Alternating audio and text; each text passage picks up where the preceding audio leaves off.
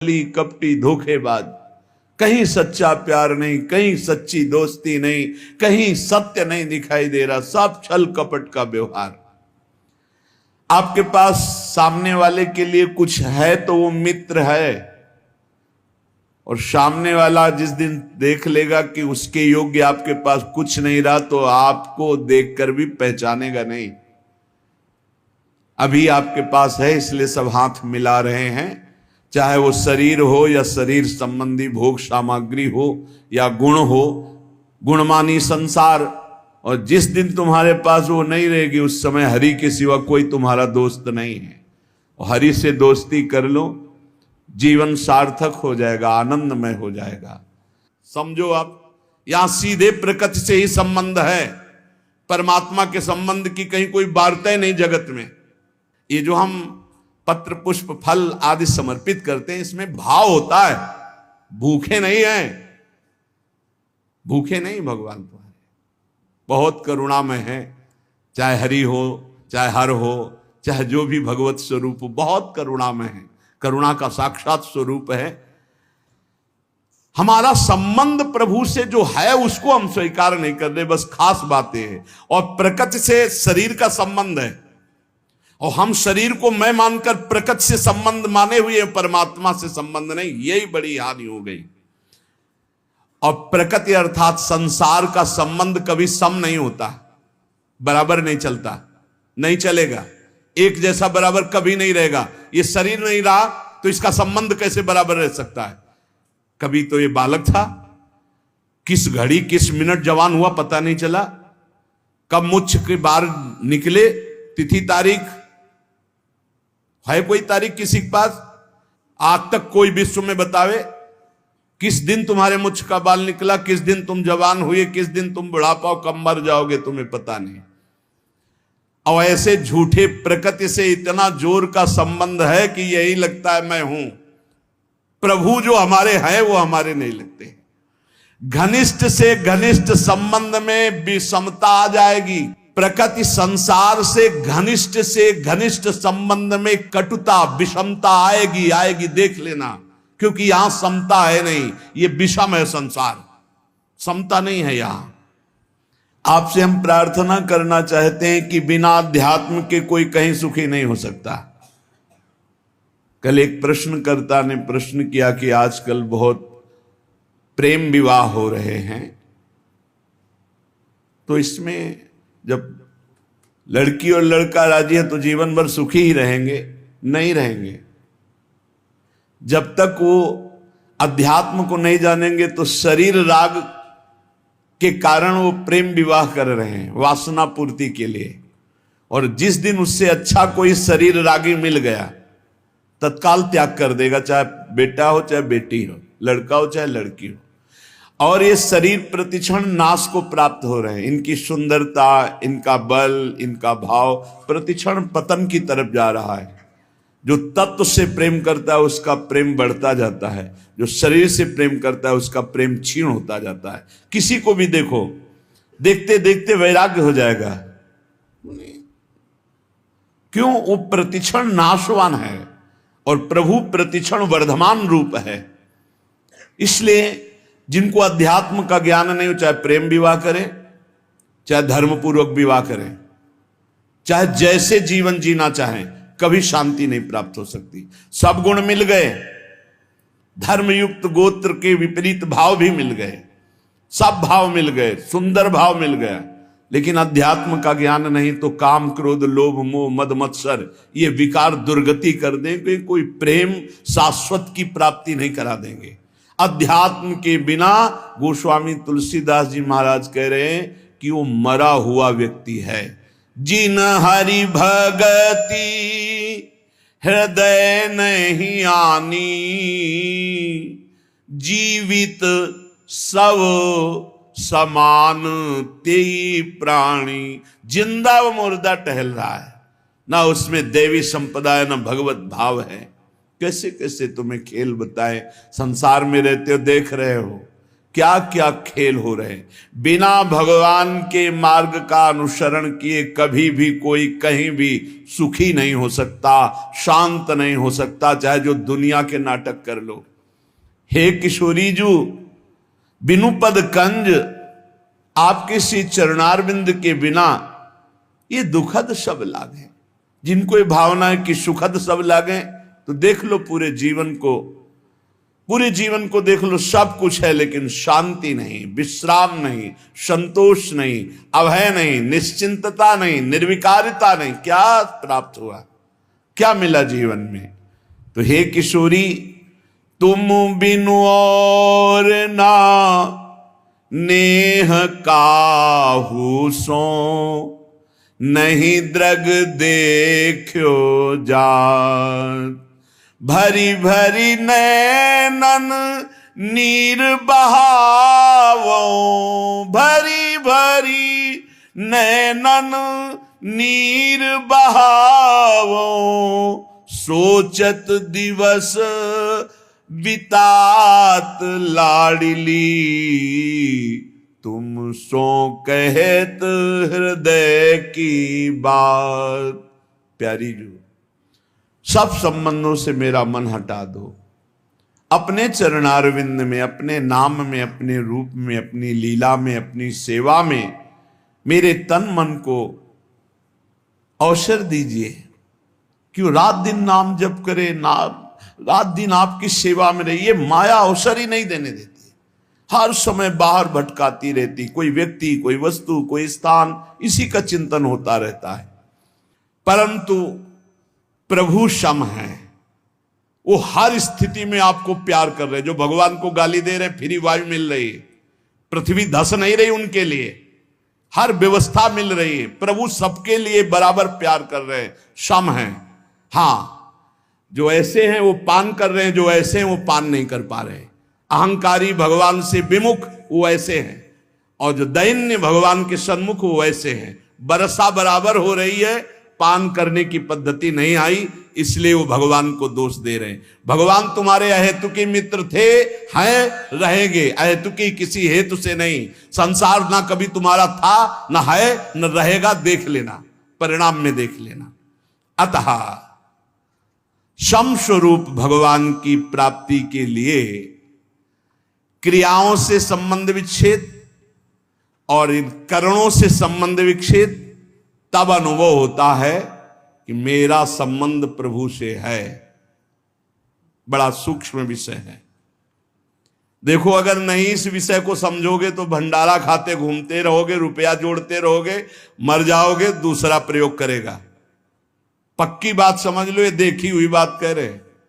अब बैंक में जमा है, हर भंडारे का 100 रुपया या जहां से आया वो जमा है बैंक, और मर गए और वारिस कोई है नहीं, तो भारत सरकार के काम। जिंदगी भजन के लिए मिली थी, वो चिंतन में। रुपया क्या करता है? चिंतन फंसाता है। कितने हुए? बोले 99। बोले एक और जोड़ो, 100 हो जाए। एक नहीं मिलेगा, 10 मिलेंगे। बोले अब 109 है, अगर और व्यवस्था, वो 99 का चक्कर फंसता चला जाता है, पूरा जीवन बर्बाद। जब कोई उपासक सत्संग प्राप्त करता है, जैसे आप सत्संग सुन रहे, ये कभी निष्फल नहीं जाएगा। सत्संग बोध करा के ही छोड़ता है। जैसे नींद से आंख खुलती है, तो नींद में हम बेसुध होते हैं, लेकिन जब आंख खुलती है तो हमें चेतना हो जाती है, मेरा क्या कर्तव्य है, मुझे क्या करना चाहिए, तो तत्काल हम एक्टिव हो जाते हैं। ऐसे ही संसार में मोह निद्रा में हम सोए हुए हैं। जब सत्संग मिलता है तो मानो ज्ञान की आंख खुलती है। अरे मेरा कर्तव्य क्या है, मैं तो संसार में रचा पुचा था, आज सत्संग से सुना कि मेरे जीवन का सार है कि हर दोष का त्याग करके भगवान का भजन करते हुए, ठीक से आचरण करते हुए भगवत प्राप्ति करना। ये सत्संग फर्क डाल देता है जीवन में। चाहे जैसा नीच आचरण वाला हो, अगर वो सत्संग रोज सुनने लगे तो फर्क पड़ जाएगा। पर यह ध्यान देना है, सत्संग शास्त्र सम्मत को ही कहते हैं। आजकल मनमानी जैसा आया वैसा नहीं। तस्मात् शास्त्रम प्रमाणम ते कार्या कार्यो व्यवस्थितौ। कार्य और अकार्य की व्यवस्था शास्त्र प्रमाणित होनी चाहिए, मनमानी नहीं होनी चाहिए। मनमानी को सत्संग नहीं कहते, सत्संग कहते हैं सत शास्त्रों से युक्त, सत महापुरुषों के वाक्यों से मिलान खाए आपके वाक्य, उसे सत्संग कहते हैं। उस सत्संग से निश्चित फर्क पड़ जाएगा, चाहे जितना कोई नीच प्रवृत्ति वाला हो, रोज सत्संग सुने, एक दिन वो परम पवित्र हो जाएगा। विचार करें, जिनके साथ हमने ममता जोड़ी है वो हमारे पहले क्या थे? जैसे माता पिता, भाई बंधु मित्र या शरीर, ये पहले थे क्या? जैसे किसी का 20 वर्ष का शरीर, किसी का 50 वर्ष का, तो आप इसके पहले ना शरीर था आपका ये, और ना शरीर संबंधी थे आपके। पक्का नहीं जानते हैं आप, ना वो आपको जानते हैं। जिनको आप जानते हैं वो शरीर पहले आपके नहीं थे, और आपका भी शरीर नहीं था पहले। बाद में जब शरीर छूटेगा तो आपका कौन परिचय का आपके साथ जाएगा? ये भूल जाओ, जो लोग वादा करते हैं कि एक जन्म नहीं 7 जन्म तक हमारा तुम्हारा साथ नहीं छूट, और ब्रह्मा को भी फेल करते, काल को भी अधीन किए हुए बोलते हैं, बोले 7 जन्म नहीं, जन्म जन्म तक हम आपके साथ ही रहेंगे। अरे मिनट का तो भरोसा नहीं, जन्म का भरोसा। अरे इन बकवास की बातों में मत फंसो, कोई किसी का साथी नहीं है। एक साथ प्राण त्यागो तो भी अलग अलग गति होगी। ऐसा नहीं कि एक साथ मरे तो विमान आएगा एक साथ बैठाल के कि बहुत समर्पित चित्त हैं, इनके लिए कमरा अलग दे दो, हर व्यवस्था इनकी कर दो। ऐसा नहीं है भाई। हाँ, दोनों एक साथ भगवत प्राप्त हो गए तो हम बातें मान सकते हैं कि दोनों प्रियालाल के समीप पहुंच जाओगे, पर उस समय दो नहीं होगे। उस समय मैं और तू नहीं होगा, केवल प्रभु ही प्रभु। उस समय ये नहीं होगा कि ये हमारा फ्रेंड है, ये सब इसी लोक की स्मृति है, ये स्मृति नहीं रहती।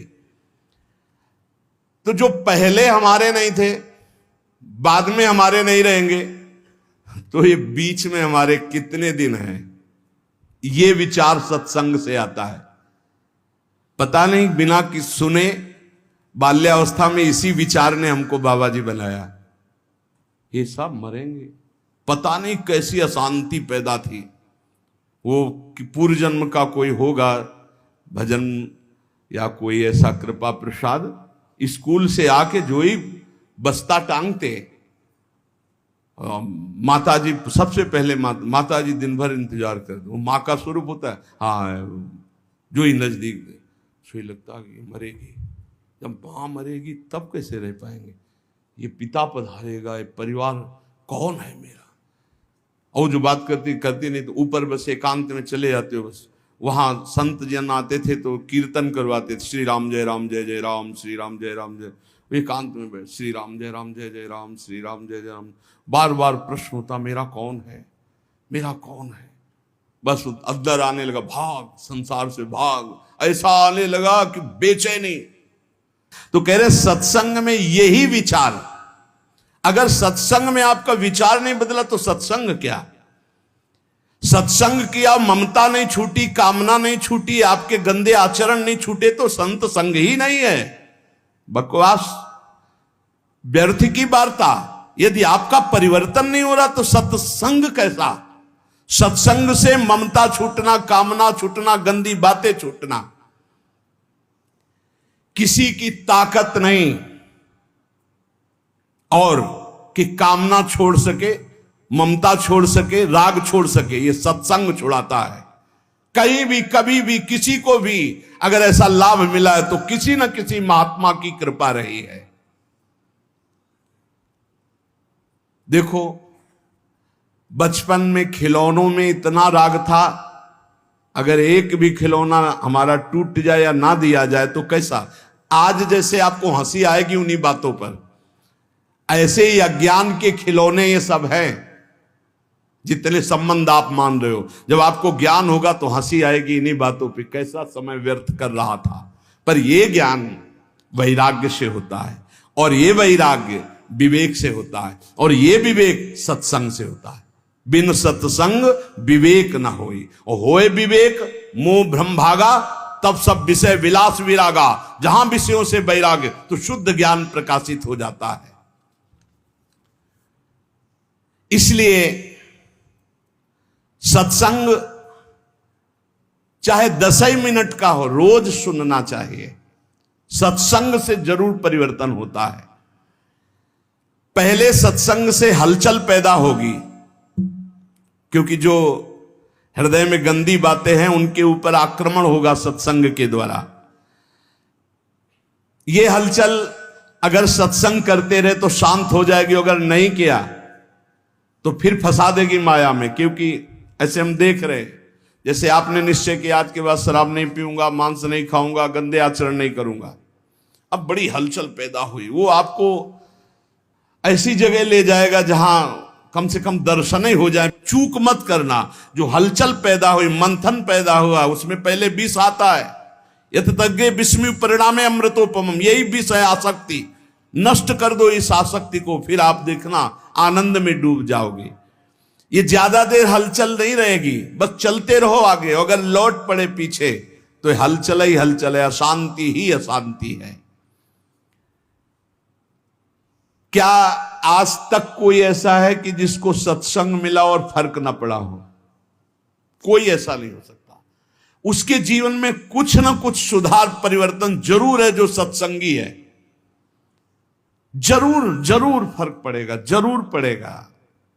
ऐसा हो नहीं सकता कि चंदन के आसपास के वृक्ष, चाहे वो नीम हो चाहे बबूल हो, उनमें सुगंध ना आ जाए। ऐसे ही संत संग से जीवन में भागवतिकता ना आ जाए, ऐसा हो नहीं सकता। या वो संत नहीं है और या आप बहुत बड़े अपराध कर रहे हो वर्तमान में, इसलिए कोई फर्क नहीं पड़ रहा। नहीं तो सत्संग का निश्चित फर्क पड़ता है।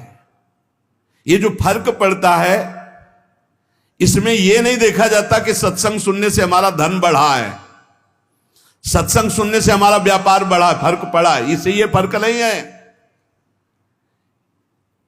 यह देखा जाता है सत्संग सुनने से हमारे विकार कितने कम हुए हैं, सत्संग हमें कितनी गंदी बातों से हटाकर सच्चे मार्ग पर, अच्छे मार्ग पर, यह चमत्कार है सत्संग का। यह नहीं कि हम उन साधु से जुड़ गए तो हमारी कामनाओं की पूर्ति हो गई तो बोले बड़ा चमत्कार। इसे चमत्कार नहीं कहते। चमत्कार कहते हैं अनंत जन्मों की वासनायुक्त मन को पलटकर भगवान के मार्ग में लगा देना। सुख और दुख ये दोनों पूर्व प्रारब्ध कर्म के अनुसार मिलते हैं, लेकिन सत्संग दोनों में सहन करने की सामर्थ्य देता है। सत्संग का फल समझो, सत्संग का फल दुख मिटाना नहीं है, सुख बढ़ाना नहीं है। सुख दुख दोनों में समान भाव लाना है। सुख दुखे समय कृत्वा लाभा लाभो जया जयो। जो सुख दुख में समान भाव लावे वही सत्संग का भाव। मेरी ऐसी धारणा है कि समस्त पुण्यों का, तीर्थयाटन का, व्रत का, दान का फल है कि परमात्मा में स्थित किसी महात्मा से आपका संबंध हो जाए। पूज्य महापुरुष जिनकी वाणी है कह रहे, मेरी ऐसी धारणा है कि आपके शुभ कर्म, पुण्य कर्मों का, तीर्थयाटन का, दान पुण्य का, आपकी साधना का फल यह है कि परमात्मा में स्थित किसी महात्मा का संग हो जाए। भगवान की विशेष कृपा का अनुभव महात्मा के संग से ही होता है। जितने तीर्थ बने हैं वो सब भगवान से ही बने या भगवान के प्रेमी महात्माओं, ब्रह्म ऋषियों से स्थापित हैं। भगवान की लीला, भगवान की महिमा, भगवान की महत्ता, माया से मुक्तता, ये केवल संतों के द्वारा जाना जाता है। कैसे माया से मुक्त होना है, भगवान की महिमा क्या है, भगवान की लीला क्या है, भगवान की महत्ता क्या है, ये मेरी धारणा है। मैं अपनी धारणा से कह रहा हूं कि जो भगवान अवतार लेकर कार्य करते हैं उससे कई गुना बढ़कर भगवान के प्रेमी संत जन कार्य कर देते हैं। भगवान तो विनाश लीला भी करते हैं, संत दुष्टता का विनाश करते हैं, दुष्टों का नहीं। बड़ी विशेषता है भगवान और भगवान के भक्तों में। भगवान तो कहते हैं परित्राणाय साधूनाम विनाशाय च दुष्कृताम, दुष्कृत करने वालों का विनाश कर देता हूं। लेकिन संत जन ऐसे नहीं, भगवान से जो प्रेम करते हैं वो दुष्टता का विनाश करके उसे महात्मा बना देते हैं, उसे मारते नहीं हैं। भगवान की महिमा अगर किसी के हृदय में जागृत हुई तो जरूर संत वचन कान में पड़े हैं। भगवान को बड़ा संतोष होता है जब जीव कभी किसी संत को अपना मान लेता है और भगवान उस पर अपार कृपा करने लगते हैं। ये मेरी धारणा है। संसार का सबसे ज्यादा लाभ भगवान के प्रेमी जनों से होता है। संतों में कोई कमी नहीं रखते भगवान, अपनी संपूर्ण सामर्थ्य विराजमान कर देते हैं। संतों में विशेषता आती है, वो श्री भगवान से आती है। संतों की खुद विशेषता नहीं होती, वो श्री भगवान की होती है। इसलिए संत जनों से जगत का बड़ा मंगल होता आया है। भगवान की कृपा से ही संतों का यश होता है और संतों के यश से जगत का मंगल होता है। परंतु वो संत नहीं होते जिनके हृदय में भाव होता है कि मेरे द्वारा जगत मंगल होता है, मेरा नाम हो रहा है, मैं ऐसा करता हूं, मैं ऐसा कर सकता हूं। वो अज्ञानी है, संत नहीं है। जिसमें होता है सब प्रभु की कृपा। ये अंदर की बात है। ये बड़े आदरणीय महापुरुष होते हैं जिनके हृदय में कहीं किंचन मात्र अहम नहीं होता। वो बड़ी से बड़ी महिमा को भी अपने प्रभु की देखते हैं, कहीं अपना अस्तित्व नहीं। यही महात्मा की पहचान है, यही महात्मा की महिमा है। उसकी यही विशेषता है, बड़ा विलक्षण है। आप खुद अनुभव कीजिएगा, जब आपको सच्चे महात्मा का संग मिलेगा तो उनकी बात हथौड़े की तरह चोट करेगी आपके हृदय में और आपका परिवर्तन कर देगी, पक्का पक्का। वाणी का असर उसी का होता है जो सत्य परमात्मा में चित्त जोड़े होता है। आप लोग प्रत्यक्ष अनुभव करना, महात्मा के वचनों का प्रभाव आपका परिवर्तन करके ही रहेगा। लाखों की तादाद में सुधरते हुए देखा गया उस सत्संग से जो स्वयं संत है, जो स्वयं अपना चित्त भगवान में रखे हुए है। देखो, एक चर्चा होती है, उद्देश्य उसका, कहने को हम कुछ भी कह सकते हैं, आंतरिक उद्देश्य को सर्वज्ञ भगवान पहचानते हैं। अगर आंतरिक उद्देश्य है भगवान की चर्चा और सबका मंगल, केवल यही उद्देश्य है, निश्चित परिवर्तन होगा। वो आंतरिक उद्देश्य है अर्थ प्राप्ति, भोग प्राप्ति, मान प्राप्ति, भगवत प्राप्ति की कहीं कोई आंतरिक बात, उसका प्रभाव नहीं पड़ेगा। थोड़ी देर मनोरंजन भले हो, प्रभाव नहीं पड़ सकता। भगवान में जिन्होंने चित्त जोड़ दिया, ऐसे संतों की अपार महिमा, अनंत असीम प्रभाव। मेरी वाणी में सामर्थ्य क्या मैं कह सकूं। आज तक संसार में जितनी अच्छाई है, भलाई है, उसमें किसी न किसी महात्मा का उसके जीवन में हाथ है। आज तक किसी का इस संसार से कल्याण हुआ है, उद्धार हुआ है, किसी न किसी महात्मा की शरण में वो गया है। तब ऐसा कोई नहीं है जो महात्मा की शरण में ना हुआ हो और उसका कल्याण हो गया हो, उसमें दैवी संपदा आ गई हो, उसका उद्धार हो गया हो। बड़े भाग्यशाली हैं जिन पर महात्माओं का अपनापन है। महात्माओं से अपनापन पुण्यात्मा, लेकिन जिनका महात्माओं ने अपनापन स्वीकार कर लिया, ये अपने हैं ऐसा जिनके चिंतन में आने लगा, बड़े भाग्यशाली हैं। भगवान जब विशेष कृपा करते हैं तब महात्माओं के हृदय में प्रियता पैदा कर देते हैं सामने वाले के प्रति। नहीं तो निरपेक्ष महात्माओं के हृदय में कैसे आ सकता है कि ये अपना है। अपना और पराया तो मायाकृत शब्द है, लेकिन ये अपना भगवत कृपा से आता है। जब द्रवे दीन दयालु राघव तो साधु संगति पाई, और वो साधु संगति ये अपने हैं, ऐसा भाव आ जाना। संसार नाश की तरफ ले जा रहा है, संसार में महात्मा कल्याण की तरफ ले जा रहे हैं, बड़ा अंतर है।